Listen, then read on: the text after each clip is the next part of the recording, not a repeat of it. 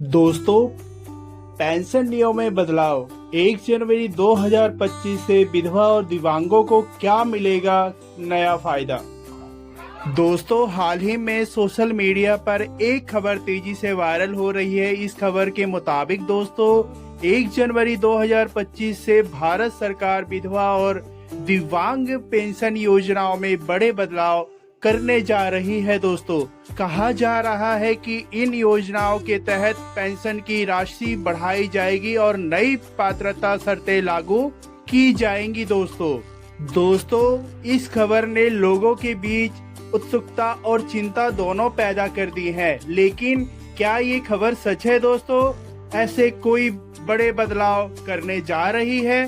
दोस्तों, इस वीडियो में हम इन सवालों के जवाब तलाशेंगे। हम मौजूदा पेंशन योजनाओं की जानकारी देंगे और उनमें होने वाली संभावित बदलावों पर चर्चा करेंगे। दोस्तों, साथ ही हम यह भी समझेंगे कि अगर कोई बदलाव होते हैं तो उनका विधवाओं और दिव्यांगों पर क्या असर पड़ सकता है। दोस्तों, मौजूदा पेंशन योजनाओं की जानकारी। पहला, विधवा पेंशन योजना। दोस्तों, विधवा पेंशन योजना का मुख्य उद्देश्य उन महिलाओं को आर्थिक सहायता देना है जिन्होंने अपने पति को खो दिया है। इस योजना के तहत दोस्तों, पहला, पात्रता 18 से 80 वर्ष की विधवा महिलाएं जिनकी वार्षिक आय एक निश्चित सीमा से कम है। दूसरा, राज्य के अनुसार दोस्तों अलग अलग लेकिन आमतौर पर 300 रुपए से 2000 रुपए प्रति माह के बीच। तीसरा, आवेदन प्रक्रिया। दोस्तों, ऑनलाइन या नजदीकी सरकारी कार्यालय में जाकर आवेदन किया जा सकता है। दोस्तों, अब हम बात करते हैं दिव्यांगों पेंशन योजना। दोस्तों, दिव्यांगों पेंशन योजना का उद्देश्य शारीरिक या मानसिक रूप से विकलांग व्यक्तियों को आर्थिक मदद पहुंचाना है। इस योजना की मुख्य बातें हैं दोस्तों। पहला, पात्रता 40% या उससे अधिक विकलांगता वाले व्यक्ति जिनकी वार्षिक आय एक तय सीमा से कम है। पेंशन राशि राज्य के अनुसार अलग अलग लेकिन आमतौर पर 300 से 2000 प्रति माह के बीच। आवेदन प्रक्रिया दोस्तों, ऑनलाइन या सरकारी कार्यालयों में जाकर आवेदन किया जा सकता है। दोस्तों, अब हम बात करते हैं 2025 में संभावित बदलाव। अब हम उन बदलावों पर नजर डालते हैं दोस्तों जिनकी चर्चा सोशल मीडिया पर हो रही है। पेंशन राशि में वृद्धि। दोस्तों, दावा कहा जा रहा है कि पेंशन राशि को दुगना कर दिया जाएगा।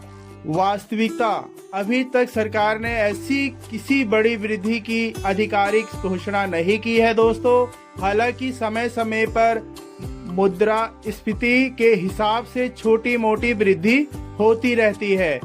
दोस्तों, नई पात्रता शर्तें। दावा, नए और कड़े पात्रता मानदंड लागू किए जाएंगे।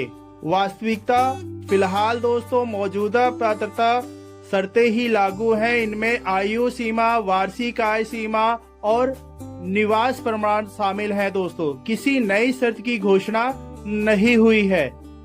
डिजिटल भुगतान अनिवार्य। दावा, सभी पेंशन भुगतान केवल डिजिटल माध्यम से होंगे। दोस्तों, इसकी जो सच्चाई है, ज्यादातर राज्यों में ऑनलाइन आवेदन की सुविधा शुरू हो गई है, लेकिन ग्रामीण इलाकों को ध्यान में रखते हुए ऑफलाइन आवेदन का विकल्प भी जारी रहेगा। दोस्तों, अब हम बात करते हैं मौजूदा नियम और शर्तें। भले ही दोस्तों 2025 से कोई बड़े बदलाव की घोषणा नहीं हुई है, लेकिन वर्तमान में कुछ महत्वपूर्ण नियम और शर्तें लागू हैं। सबसे पहले है दोस्तों आधार कार्ड लिंकिंग।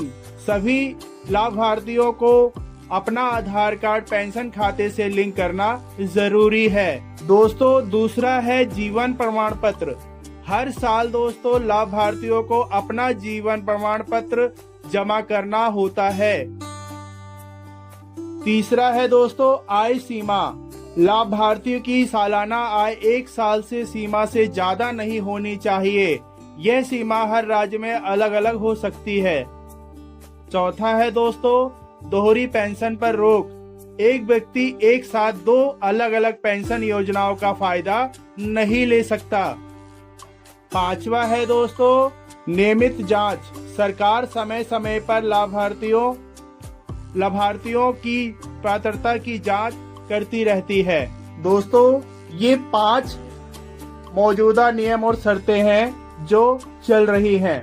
दोस्तों अब हम बात करते हैं विधवा पेंशन योजना लाभ और पात्रता। दोस्तों विधवा पेंशन योजना का मकसद उन महिलाओं को आर्थिक मदद देना है जिन्होंने अपने पति को खो दिया है। इस योजना के मुख्य लाभ है, पहला मासिक पेंशन राशि, दूसरा स्वास्थ्य बीमा कवरेज, तीसरा बच्चों की शिक्षा के लिए छात्रवृत्ति। दोस्तों पात्रता के लिए आमतौर पर ये शर्तें होती हैं, पहला आवेदक विधवा होनी चाहिए, दूसरा आयु 18 से 80 वर्ष के बीच होनी चाहिए, तीसरा वार्षिक आय एक निश्चित सीमा से कम होनी चाहिए, चौथा राज्य का स्थायी निवासी होना चाहिए। दोस्तों अब हम बात करते हैं दोस्तों दिव्यांगों पेंशन योजना लाभ और पात्रता। दोस्तों दिव्यांग पेंशन योजना का उद्देश्य शारीरिक या मानसिक रूप से विकलांग व्यक्ति को आर्थिक सहायता देना है। इस योजना के प्रमुख लाभ हैं दोस्तों, पहला है नियमित मासिक पेंशन, दूसरा है मुफ्त चिकित्सा सहायता, तीसरा है दोस्तों यात्रा में छूट, चौथा रोजगार और कौशल विकास कार्यक्रम। दोस्तों इसकी भी कुछ पात्रता के लिए सामान्य शर्तें हैं, जैसे पहला है 40% या उससे अधिक विकलांगता, दूसरा है आयु 18 वर्ष से अधिक, तीसरा है दोस्तों वार्षिक आय एक निर्धारित सीमा से कम, चौथा है दोस्तों राज्य का स्थायी निवासी होना जरूरी होगा। अब हम बात करते हैं दोस्तों आवेदन प्रक्रिया। दोस्तों पेंशन योजनाओं के लिए आवेदन करने की प्रक्रिया आसान है। आप इन तरीकों से आवेदन कर सकते हैं दोस्तों। पहला आवेदन ऑनलाइन आवेदन। अपने राज्य की सरकारी वेबसाइट पर जाएं दोस्तों, पेंशन योजना के लिए ऑनलाइन फॉर्म भरें, जरूरी दस्तावेज अपलोड करें, फॉर्म जमा करें और रसीद प्रिंट आउट कर लें दोस्तों। दूसरा है दोस्तों ऑफलाइन आवेदन। दोस्तों आप नजदीकी सरकारी कार्यालय या ग्राम पंचायत में जाएं, आवेदन फॉर्म लें और भरें, जरूरी दस्तावेजों की कॉपी जमा करें, रसीद लेकर रख लें उसे। दोस्तों इस तरह से आप ऑफलाइन और ऑनलाइन आवेदन कर सकते हैं। अब मैं बताऊंगा दोस्तों आपको जरूरी दस्तावेज क्या क्या इसमें लगते हैं। दोस्तों आवेदन के समय इन दस्तावेज की जरूरत पड़ सकती है, जैसे आधार कार्ड, बैंक पासबुक की कॉपी, आय प्रमाण पत्र, निवास प्रमाण पत्र, विधवा प्रमाण पत्र, विकलांगता प्रमाण पत्र, फोटो पहचान पत्र, राशन कार्ड। दोस्तों अब हम बात करते हैं पेंशन भुगतान प्रक्रिया। पेंशन का भुगतान आमतौर पर इस तरह होता है दोस्तों डायरेक्ट बेनिफिट ट्रांसफर। दोस्तों पेंशन की राशि सीधा लाभार्थी के बैंक खाते में जमा की जाती है। पहला डायरेक्ट बेनिफिट ट्रांसफर, पेंशन की राशि सीधे लाभार्थी के बैंक खाते में जमा की जाती है दोस्तों। दूसरा मासिक भुगतान, पेंशन हर महीने की एक निश्चित तारीख को जमा होती है। दोस्तों तीसरा पॉइंट है जीवन प्रमाण पत्र। हर साल लाभार्थी को अपना जीवन प्रमाण पत्र जमा करना होता है ताकि पेंशन जारी रहे। दोस्तों जीवन प्रमाण पत्र हर साल जमा करना बहुत जरूरी है। अगर आप समय से जमा नहीं करेंगे तो दोस्तों आपकी पेंशन जो आ रही है वो रुक जाती है। इसलिए दोस्तों हर साल जीवन प्रमाण पत्र जरूर सबमिट करें। चौथा है दोस्तों SMS अलर्ट। कई राज्यों में दोस्तों पेंशन जमा होने पर लाभार्थियों को SMS अलर्ट मिलता है। पांचवा पोस्ट ऑफिस भुगतान।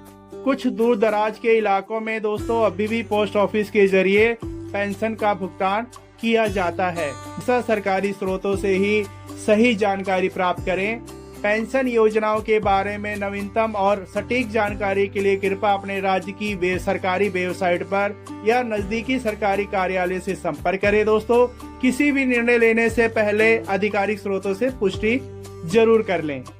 दोस्तों, यह जो जानकारी मैंने आपको इस वीडियो के माध्यम से दी गई है दोस्तों, ये जानकारी आप लोगों को कैसा लगा दोस्तों?